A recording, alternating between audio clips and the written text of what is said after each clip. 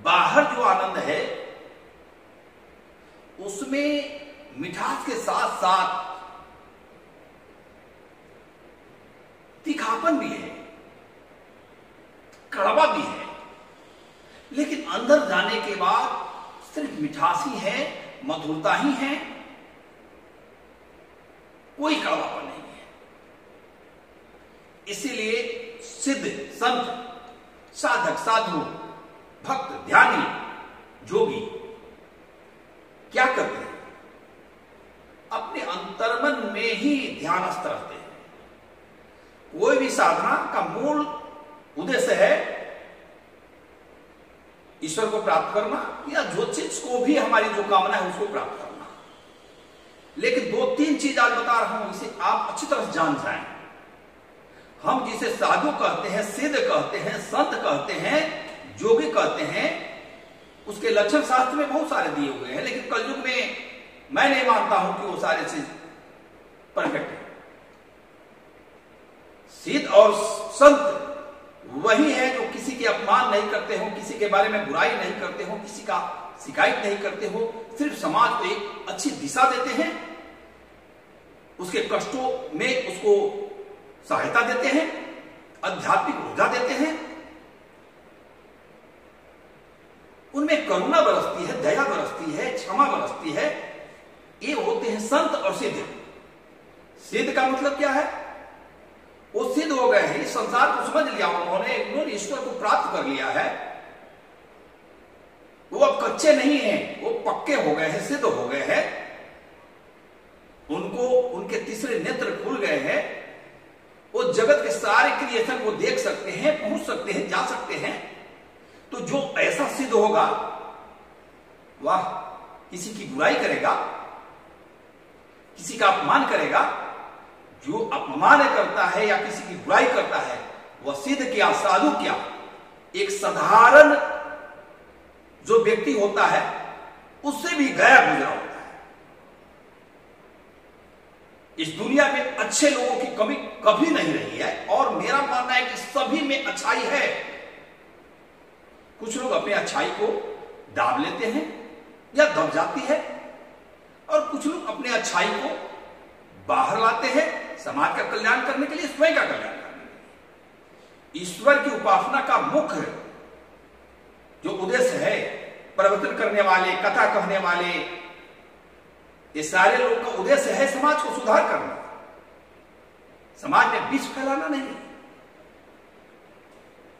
तो अगर ये बोलते हैं, कहते हैं, इनको अगर ईश्वर ने क्षमता दिया है बहुत मधुरता से बात संवाद रखने की, कथा कहने की, तो इनको साधना करके पहले अपने 3 नेत्र को प्रकट करना होगा। अगर नहीं करते हैं तो साधना, कथा कहे, किसी के बारे में चर्चा न करें, जीवन को समझिए। मेरा मानना है कि ईश्वर इतना बड़ा है, उसकी शक्ति इतनी बड़ी है कि वो पूर्ण स्वतंत्र है, वो कुछ भी कर सकता है, वो किसी का अधीन नहीं है। वो राम हो,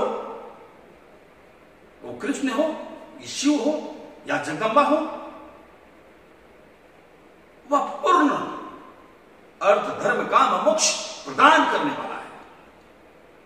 फिर मिलता क्यों नहीं है? हम प्रेम करना नहीं जानते हैं, हम दया करना नहीं जानते हैं, हम समाज को बांटते क्यों हैं? हमें समाज को अगर ज्ञान देना है, अगर धर्म का पाठ पढ़ाना है, अगर भगवान के चरित्र से हमको लोगों के जीवन में एक पवित्रता लाना है, तो अपने जीवन को भी बदलना पड़ेगा।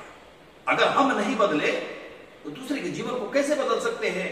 हमारी अच्छी बातें लोगों को अच्छी लगेगी, हमारी खरी बातें लोगों को अच्छी लगेगी, लेकिन अगर हमने ईर्ष्यावश, जातिवाद के कारण धर्म को अधर्म का अगर काम कर दिया, राम वही है जो सबरी के झूठे बैर खाते हैं, वो राम है। झूठी बात मत बोलिए, राम मनुष्य के राम हैं, सारे जीव जंतु के राम हैं। राम किसी एक के नहीं है, कृष्ण किसी एक के नहीं है। कृष्ण सबके हैं, राम सबके हैं, शिव सबके हैं और जगदम्बा सबकी है। सब पर बराबर स्नेह है उनका। अब होता क्या है कि जो उनको भजता है, सच्चे दिल से उनके पास जाता है, तो उनकी कृपा उस पर बरसती है।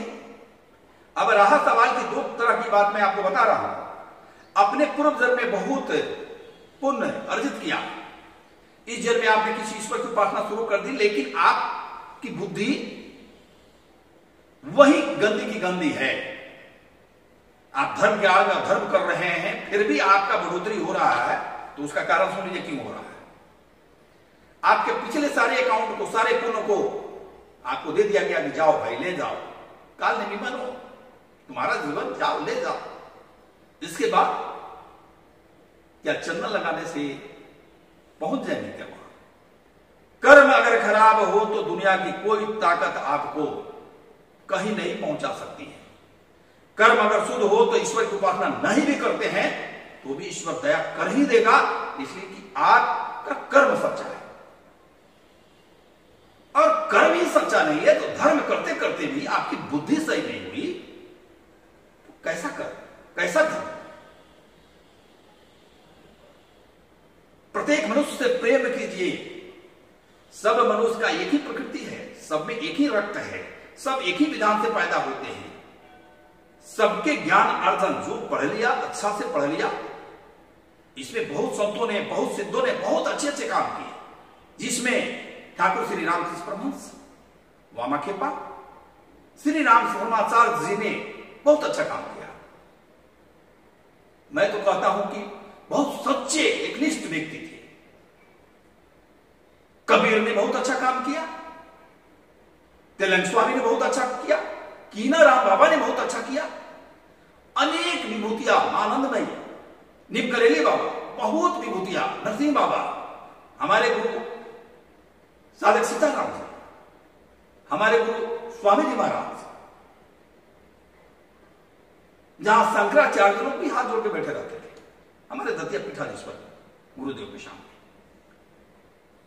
तो सभी ने मानव कल्याण की बात की और सभी ने समानता की बात की, सभी ने पवित्रता से सभी को दया और दान दिया, मार्ग दिया।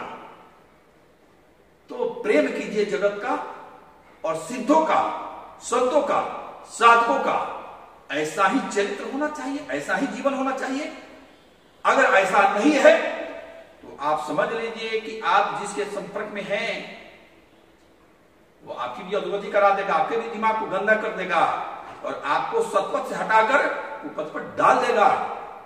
इसलिए सतर्क रहिए। आने वाले 50 साल में 4 साल बीते हैं, 46 साल बहुत ही खराब है। मैंने 2019 में जुलाई में भी बोला था, जो मेरे वीडियो भी है, तो समझिए बहुत कुछ भूचाल पृथ्वी पर आने वाला है। अब आपको हमको अच्छे से चलना है और उस परम सत्ता को, उस सिद्ध संतों को हमेशा पूरी श्रद्धा के साथ उसको पुकारना है। जय श्री राम, जय श्री सीताराम।